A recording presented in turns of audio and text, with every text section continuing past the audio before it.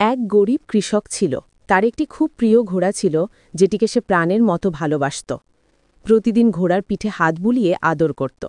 একদিন কৃষকের বউ এসে বলল, কি গো, শুধু ঘোড়াকে আদর করলে হবে না, ওকে খাওয়াতেও হবে।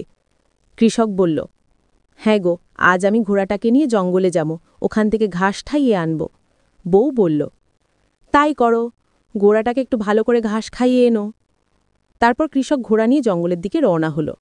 পথে যেতে যেতে তারা গভীর জঙ্গলে পৌঁছাল। সেখানে কৃষক দেখল একজন কাঠুরিয়া কুঠার দিয়ে গাছ কাটছে।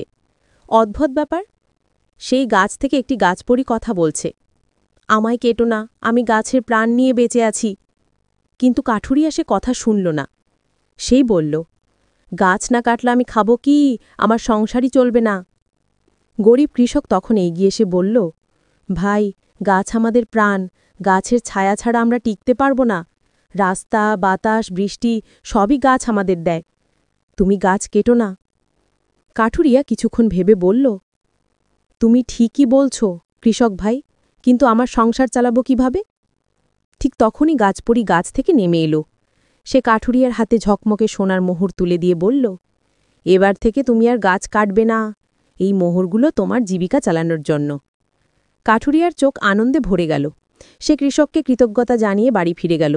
স্ত্রীকে সব ঘটনা বলল আর বলল, গাছ আমাদের বাঁচিয়ে দিয়েছে, গাছপরি আমাদের উপহার দিয়েছে। তারপর থেকে কাঠুরিয়ার আর গাছ কাটতে হয়নি।